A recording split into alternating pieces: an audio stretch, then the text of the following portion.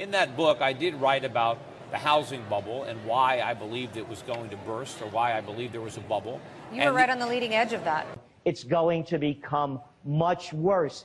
They gave it their best shot, Lauren. Remember, they had Larry, the brilliant Summers, as the head of the economic team. Remember the stimulus programs. Remember under Bush TARP. They've given it everything they can, and they're coming up with goose eggs. So we're only going to see it get much worse.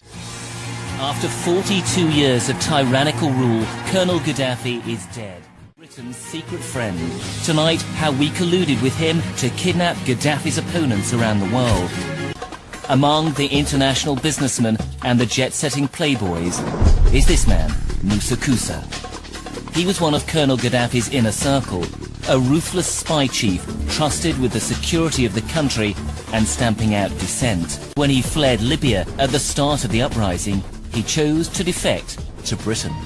Musa Kusa is responsible for the death of 270 innocent civilians, as well as thousands of his own people as part of the Gaddafi regime. Musa Kusa is the guardian of many of Libya's secrets. So why, with little explanation, did Britain let him go?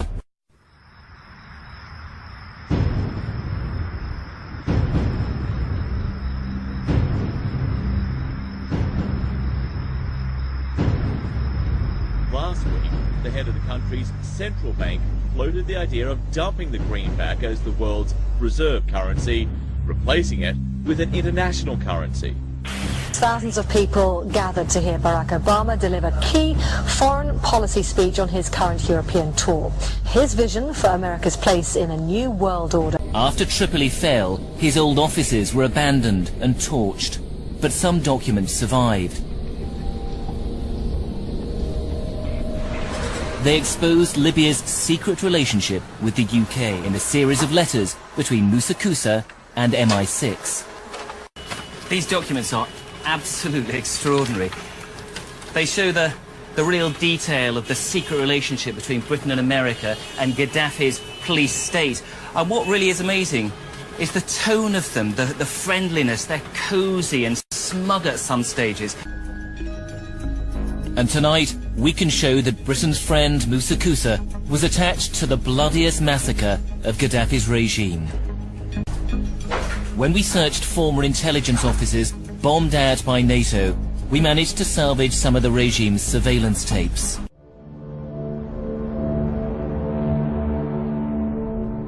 We heard screams and beatings, and from 11 to 1:30 we heard continuous shooting. We didn't know what happened exactly and how many were killed. We didn't guess that they killed just about everyone. More than 1,200 inmates were slaughtered that day. It took nearly 3 hours. Abdul Ati only survived because he was hidden by a sympathetic guard. Now Panorama can reveal that one of the regime's inner circle, present as the massacre unfolded, was Musa Kusa, at the time chief of spies. The man the UK made deals with over rendition, and who gave assurances there'd be no torture, had actually tortured people himself.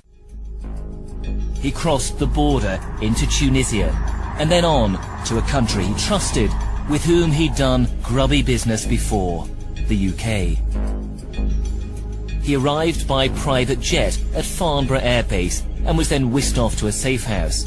He was protected by special branch officers and agreed to be interviewed briefly by Lockerbie investigators. His assets in the West were unfrozen. Now he could tap into his significant wealth. According to some, it's about protecting civilians. We must not tolerate this regime using military force against its own people. But some are convinced intervention in Libya is all about currency, specifically Gaddafi's plan to introduce the gold dinar, a single African currency made from gold, a true sharing of the wealth. It's one of these things that you have to plan almost in secret, because as soon as you say you're going to change over from the dollar to something else, you're going to be targeted. There were two conferences on this. one in 96 and another one in the year 2000, called the World Mataba Conference, organised by Gaddafi. And everybody was interested. I think most countries in Africa were keen. Gaddafi didn't give up. In the months leading up to the military intervention, he called on African and Muslim nations to join together to create this new currency that would rival the dollar and euro. They would sell oil and other resources around the world only for gold dinars. It's an idea that would shift the economic balance of the world. Countries' wealth would depend on how much gold they have, not how many dollars they trade. And Libya has 144 tons of gold. The UK has double that, but 10 times the population. It's happened before. In 2000, Saddam Hussein announced Iraqi oil would be traded in euros, not dollars. Sanctions and an invasion followed.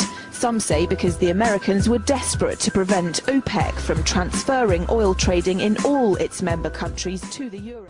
Terrorism through proxies, either Syrians living in Syria or foreigner fighters coming from abroad. So it's a new style of war. This is first. So you have to adapt with this new style. It takes time. It's not easy. Okay. And to say this is easy as a normal or let's say traditional or regular war, no. It's much more difficult. Second, the support that they've been had, that's been offered to those terrorists in every aspect, armaments, money, political, is unprecedented. So you have to expect that it's going to be tough war and difficult war. You don't expect a small country like Syria to defeat all those countries that have been fighting us through proxies just in days or weeks.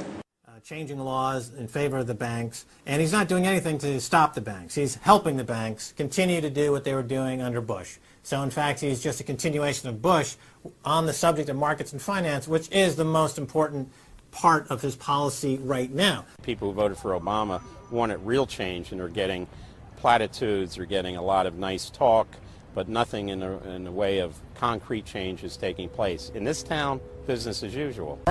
Returning vets could be a risk to our nation. We've got to give them a stake in creating the kind of world order that I think all of us would like to see. And one of the ways it will drive the change is through global governance. I think a new world order is emerging.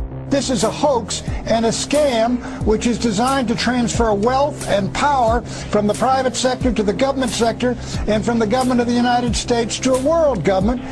And those people who have been yelling, oh, the UN's going to take over global Conspiracy government. theorists. They've been crazy, but now they're right. And who got the money? Hundreds and hundreds of banks. Any bank or that has access to the U.S. Federal Reserve's discount. Tell us who they are. No. You know, financial terrorism. They have the ability to tweak the knob. I am proposing that the Federal Reserve be granted new authority. The ultimate goal of the carbon tax and the cap and trade is to destroy production. This energy tax is the largest tax increase in American history. We're actually creating a global warming police. So number one, they can come in, the federal government can come in and inspect your house and send you the bill. We're setting up a global warming Gestapo. One of the things that if you talk to our generals, they are desperate for is a civilian counterpart to our military forces. President Obama today proposed something new, something called prolonged detention. Pre-crime is where people are arrested and incarcerated to prevent crimes that they have not yet committed. You know, a very sharp guy, very smooth, knows exactly what he's doing. For that reason, far more dangerous than Bush. Make a prediction, because a lot of people are saying that QE3 is coming next month. Do you predict we're going to see that? You know, I don't know if they're going to call it QE3 or some other kind of scheme, but they have to do something to keep pumping money into the system. Look, Lauren, we found out because of the reporting that went on, we just found out 2 years ago that the Federal Reserve was pumping, what, $1.2 trillion into the banks around the world that we didn't know about. They're going to do something, and that's why gold prices are going up. Well, look, we know that that Washington is talking about more austerity measures, the same kind of austerity measures that are racking through Europe as well. What does that mean? it means more cutbacks. So at a time when the economy is already slowing down, they created, as you pointed out, 0 jobs. So what it shows us is that at a time when things are slowing down, it's going to become much worse. They gave it their best shot, Lauren. Remember, they had Larry the Brilliant Summers as the head of the economic team. Remember the stimulus programs. Remember under Bush TARP. They've given it everything they can, and they're coming up with goose eggs. So we're only going to see it get much worse. The Fed, they're in this thing all the way around. And yet, you want to talk about powerful people. You've got a majority of congressmen that are willing to say, we need to open up the books of the Fed. You can't even get this thing brought to the floor now. Why is that? They're not going to give up. They're going to move all these shenanigans over to the IMF. They're going to have a world organization. So the powerful elite then will have a world currency. That's what they're being planning for right now. So we as a people really have to wake up. My effort is exposing the Fed, opening up the books. The American people want it, and we have both Republicans and Democrats demanding it. But you made the right point. How are we going to get the leadership to do what the American people are demanding? How much time do we have, Ron? Which means the next shoe is the crisis in the dollar, the value of the dollar, not just the financial system. Okay. We will see high inflation rates soon. Okay. Congressman Ron Paul, thank you very much, sir.